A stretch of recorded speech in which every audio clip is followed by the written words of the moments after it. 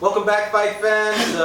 We're here for the second episode of the Fight Guys. As we stated last week, we're just going to rotate people here and there, media people. But today we don't have a media person. Today we have somebody who most of the people here in Southern California know.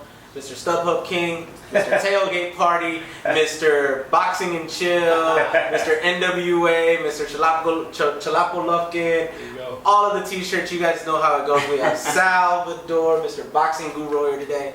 Returning cast is obviously myself, Fernando Pimentel from Behind the Gloves, and Dominic Verdeen of GreenTV.com and IFL TV over in the UK. And Frederick Hawthorne from Barbershop Conversations on YouTube. Now today, before we get into the big obvious news of the weekend, which was Canelo versus Smith, I'm going to let my two guys over here who actually saw this fight speak about it. We're going to talk about the Glowacki versus Usyk fight, and just give us your thoughts on it.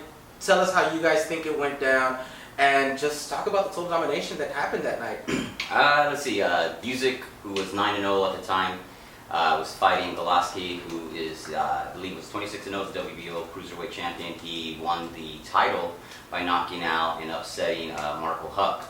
Now, the cruiserweight division, they consider a division where you stop over to decide whether you're going to be a light heavyweight or a heavyweight. But I think there's a lot of good fighters at the 200-pound division, and Usyk, who is a 2012 gold medalist at the Olympic Games, look very, very solid, very good. He's 6'3" at cruiserweight. Wow. So he's got a lot of height and a lot of growth in the next couple of years, only 29 years old, to become a heavyweight. And you know, when you're in your late 20s, early 30s, going into the heavyweight division, you're still relatively young, you know? So Usyk, I felt he could have stepped on the pedal a little more, could have got that knockout, but he was boxing behind a very steady, very sturdy jab. He was boxing well, using angles. He wasn't the aggressor, but he at times will stay in the pocket and just utilize some good punching combos. And I thought he looked very good, and I'm excited to see him back inside the ring. I don't know, what you think? Pretty similar to you. I'll tell my narrative on Glowacki. I saw him knock out Marco Huck, who was going for the record. And that was New Jersey. Yeah, that was probably first or second, top 3 fight of the year last year, because Glowacki got knocked out early in that fight and then came back and knocked out Marco Huck. Yeah, the person who held the record was Johnny Nelson, right? I can't recall. Cruiserweight from the UK, I believe. Yeah, I think he had 13. Well, he probably would tell you. Yeah. He probably would tell you, yeah.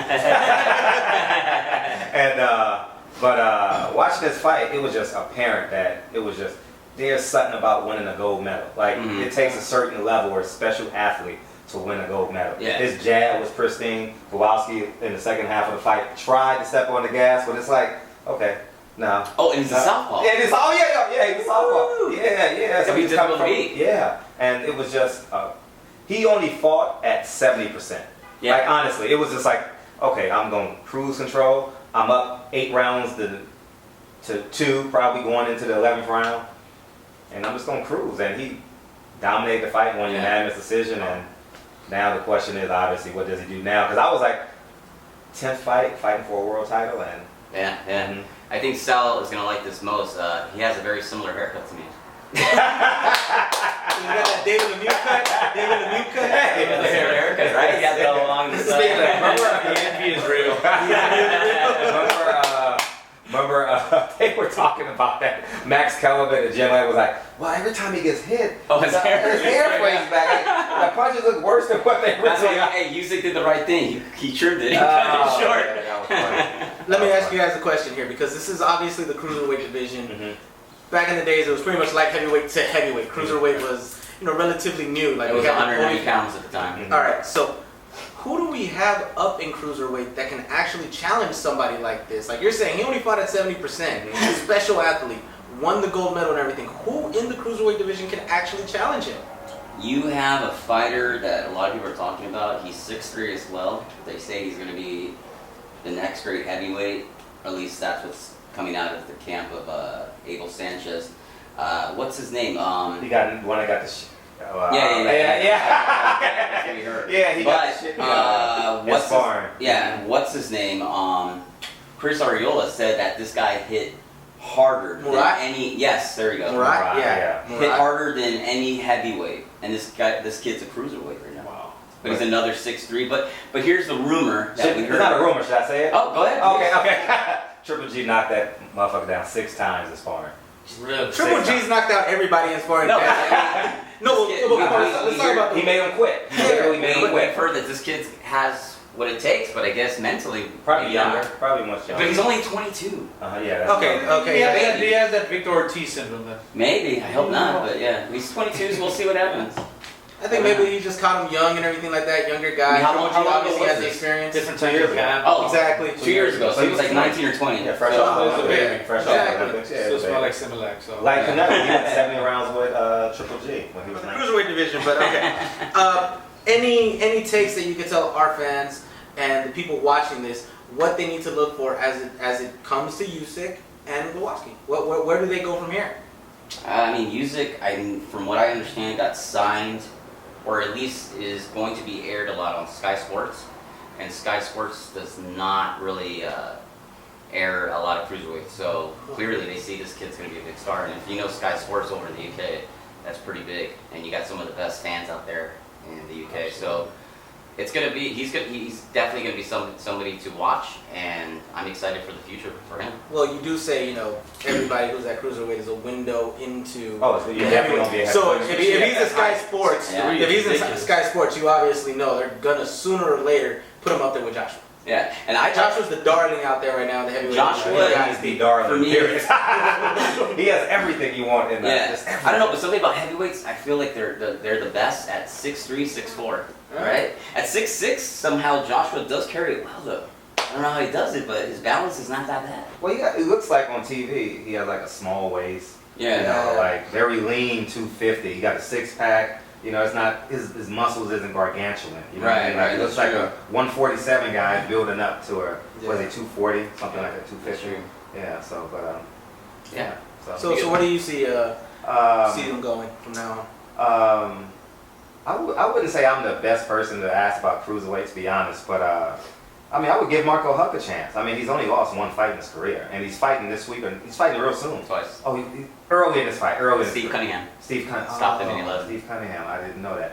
But maybe Steve Cunningham comes back to cruiserweight. He can't win at heavyweight, so that's my novice experience at Yeah. cruiserweight. I'm telling you, I kind of agree with everybody. I honestly think mainly all of us are novice at cruiserweight. Honestly, we know light heavyweight to heavyweight. We don't know what's in between. Yeah. Like, who really knows that BJ Flores is in there?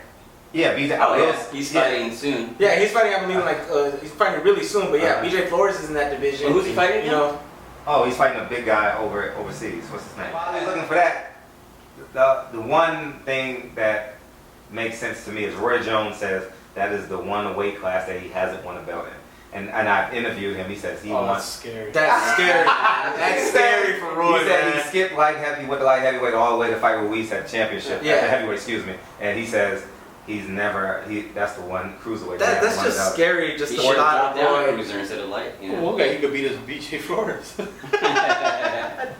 DJ Flores is It's just nothing. He's a good commentator, that's it. He's a great commentator. Yeah, Horrible commentator, haircuts. Yeah. He's right up there with you. And he's always has like a nice looking girl by his side. This is true. Yeah. No, this And is true. apparently he's married. Oh, we might have that.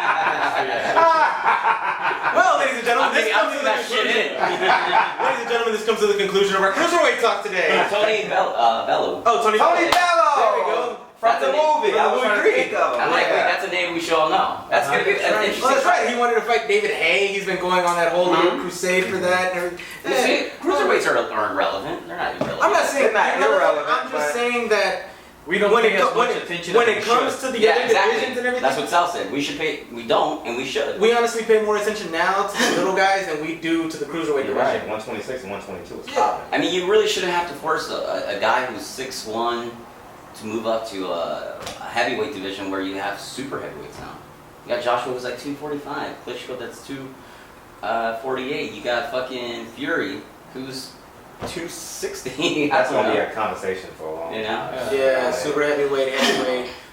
should there be a weight limit? Yeah. Height limit. Exactly. It's just so much there. But again, Height limit. no, for real. Look at Klitschko's like he took out everybody that was literally 6'2" and beneath him. He should never lose a fight. Exactly. Klitschko, like for real.